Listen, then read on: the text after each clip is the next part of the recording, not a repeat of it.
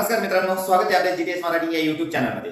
या व्हिडिओमध्ये आपण प्रधानमंत्री सुधारित पीक विमा योजना 2026 चा जो जी आर आलेला आहे तो आपण या आधीच बघितलेला आहे, पण त्यात महत्त्वाचे 4 मुख्य बदल करण्यात आलेले आहेत, त्याच्याविषयी आपण ही माहिती बघणार आहोत। हे 4 मुख्य बदल विमा भरत असताना खूप असे महत्त्वाचे आहेत, तरच आपल्याला पीक विमा भरण्याचा हा फायदा होऊ शकतो, अन्यथा पीक विमा भरण्यापेक्षा तोटाच अधिक होण्याची शक्यता आहे। तेव्हा हा व्हिडिओ शेवटपर्यंत नक्की बघा।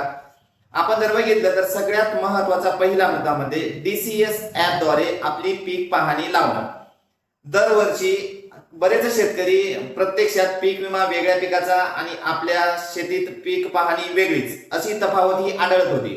त्यात कुठलीही ऑनलाईन सुविधा नसल्यामुळे ती तफावत असताना सुद्धा काही शेतकरी बांधवांना पीक विमा हा मिळत होता, पण या वर्षी आपण जेवढ्या क्षेत्राचा पीक विमा उतरवलेला आहे तेवढंच पीक पाहणीमध्ये लावलेलं आपलं हे अत्यावश्यक आहे, तरच आपल्याला त्या पिकाचा पीक विमा हा मिळू शकतो।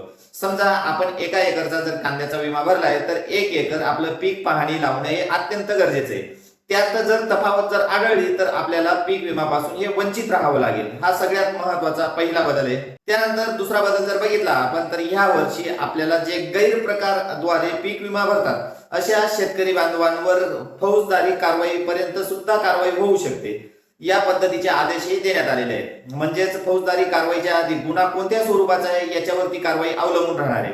बरेच शेतकरी हे साधारण दुसऱ्याच्या शेतावरचा पीक विमा आपल्या नावावर उतरवणे, त्यानंतर मयत व्यक्तीच्या नावे पीक विमा भरणे यासारखे गैरप्रकार हे यापूर्वी आढळत होते, पण याद्वारे जर गैरप्रकार जर आढळले तर अशा शेतकऱ्यांचे जे ॲग्रीस्टॅट मार्फत फार्मर आयडी किंवा आधार कार्ड हे 5 वर्षासाठी हे बंद करण्यात येतील। म्हणजे बंद करण्यात येतील याचा अर्थ त्या शेतकरी बांधवाला शासनाच्या ज्या वेगवेगळ्या प्रकारच्या सोयी सुविधा आहेत त्यापासून सुद्धा वंचित राहावे लागेल। जसे नमो शेतकरी सन्मान निधी योजनेच्या हप्त्यापासून सुद्धा वंचित राहावं लागेल अशी तरतूद त्यात करण्यात आलेली, आणि जर त्याही पेक्षा जर गुन्हा मोठा असेल तर फौजदारी कारवाई सुद्धा होऊ शकते।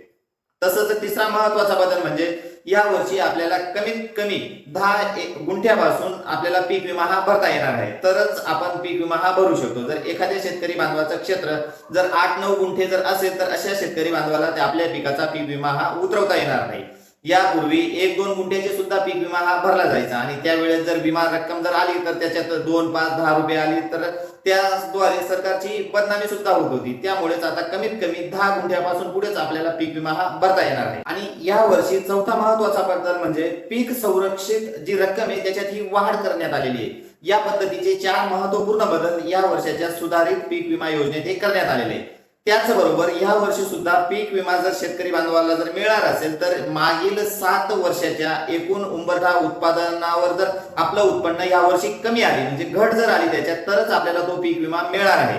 अन्यथा उत्पादन जर आपलं 7 वर्षाच्या सरासरीच्या तुलनेत जर जास्त आलं तर आपल्याला पीक विमापासून हा वंचित राहावं लागेल, आणि या वर्षी वैयक्तिक क्लेम हा शेतकरी बांधवांना सुद्धा करता येणार नाही।